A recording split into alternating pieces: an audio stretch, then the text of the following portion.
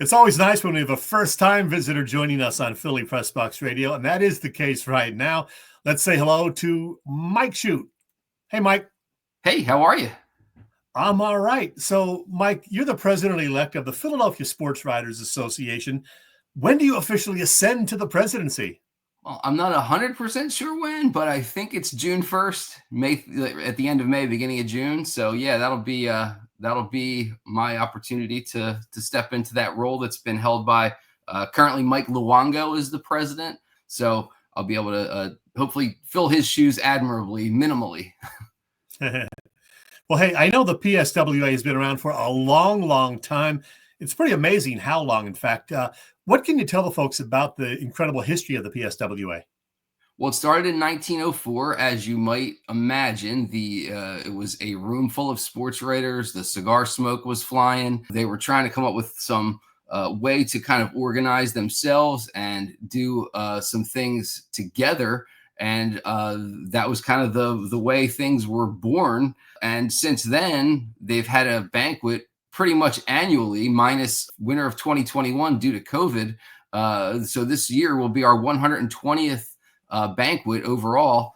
So they've been running this thing for a long, long time. And it's, Chet, it's the oldest organization of its kind in the country. St. Louis is another one that has had a pretty lengthy history in that type of regard, but no organization like this exists anywhere else in the country except for Philadelphia. And I think that's a credit to not just the passion of sports fans here in the town, but also the sports media that does the job that covers Philadelphia sports. And it's not just writers. We have members who are web reporters. We have members who are TV reporters and broadcasters, radio reporters and broadcasters, ranging from, KYW News Radio to the Philly Pressbox Radio, as you are, of course, are a member as well.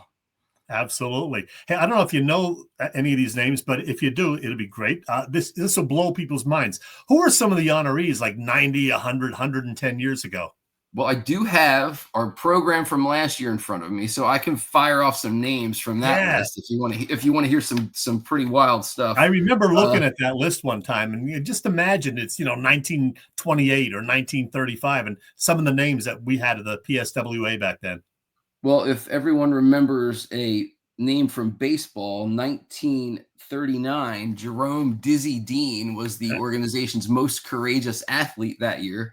Tommy John, 1978, is another name, a most courageous. Again, he, of course, had the famous Tommy John surgery. Yeah. So that was, I guess, where he came into play there. And that's just most courageous. Of course, we have the athlete of the year. Guys like Wilt Chamberlain have been the athlete of the year. 1975, Pete Rose was the athlete of the year. And of course, he was with the Cincinnati Reds at that time. He did come to Philadelphia for the dinner to be honored as the Philadelphia Sports Writers Athlete of the Year. A lot of times we will kind of focus on the athlete of the year, pro athlete of the year, as being someone from a Philadelphia team or maybe the Philadelphia area. For example, Mike Trout has been the Philadelphia Sports Writers Athlete of the Year twice in 2012 and 2014. He, of course, from Millville, New Jersey. Joe DiMaggio, 1941, the Athlete of the Year.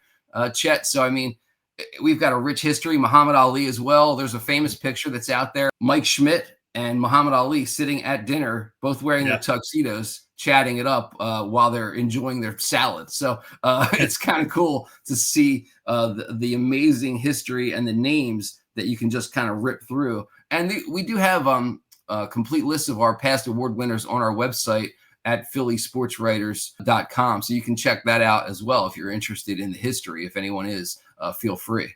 All right. Now we're going to talk about this year's banquet to be held Thursday, January 16th in a few minutes, but we're going to make people wait for that.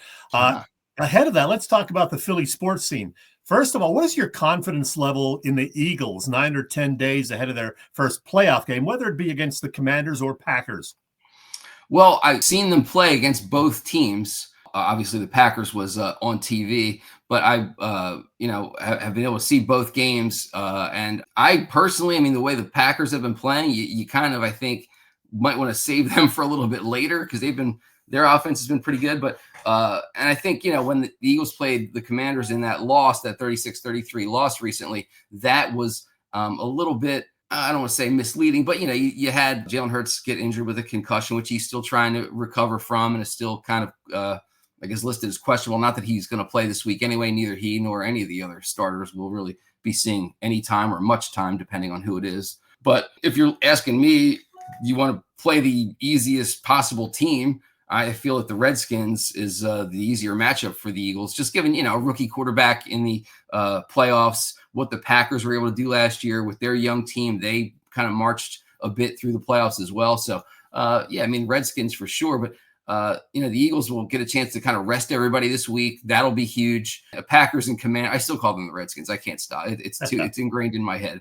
But you're not alone. Packers and Commanders are still kind of playing for seeding, so they do have a little something to play for this week in their games as well. Yeah, and they may have to go through that whole NFC North to get to the Super Bowl, because the way the things may play out in the postseason, right, they may play the Packers and then the fifth seed, which will be either Detroit or Minnesota, and then the number one seed, which will be either Minnesota or Detroit. So could be a tough road, but we'll see. How are you feeling about the Phillies, Mike?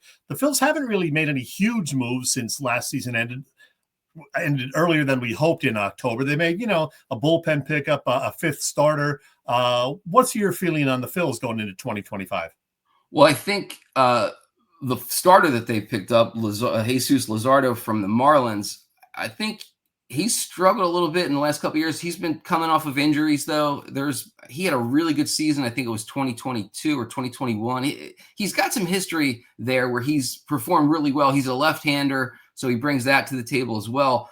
But I could see him being a little bit better than your average fifth starter and maybe moving up in the rankings in terms of, the pecking order, if you will, about within the team. I think it's a great pickup for them. I think it's an underrated pickup. I think fans, because you see he's from the Marlins, people don't really watch them a lot. But I remember him pitching against the Phillies and doing quite well back a couple of years ago. And I think that people will be pleasantly surprised by what he brings to the table. And I think it'll add a good dimension to what they already have, of course, with Wheeler, Nola, and the rest of the starters there, the other couple of starters there with Ranger Suarez and Christopher Sanchez. It's going to be a fun season, no matter what they do or maybe don't do, but we'll see. Yeah, the one thing that was great about last year, right? They've been criticized in the recent past about getting off the slow starts, and they didn't do that last year. They got off to a great start and just kind of kept it rolling throughout the whole season. So they need to do that same thing again this year, get off to a good start, and just be able to keep that buffer between them and whoever's behind them, and they'll be just fine. They've had their moments where all the bats kind of get shut down at once, and if they can avoid that this year in 2025 in the postseason, then again, success will follow. All right, so we have the annual Philly Sports Writers Association dinner banquet coming up on the 16th. It's in Cherry Hill. And among the honorees, the Most Courageous Award recipient, Charlie Manuel. Why Charlie? Well, Charlie Manuel, of course, everyone knows as the manager of the 2008 Phillies World Series champions. But Charlie Manuel, as people are probably aware as well, suffered a stroke a couple of years back. And Charlie Manuel has worked his way back in various ways, physical therapy, some speech therapy, different things, and he is back working with the Phillies again. So he has returned to his job as a special assistant with the team, and he was at spring training last year. He's going to be there this year, and before he heads down, or before I guess he heads over, he does live in Florida most of the time. But he's going to come up and pay us a visit for the Philadelphia Sports Writers Banquet on January 16th.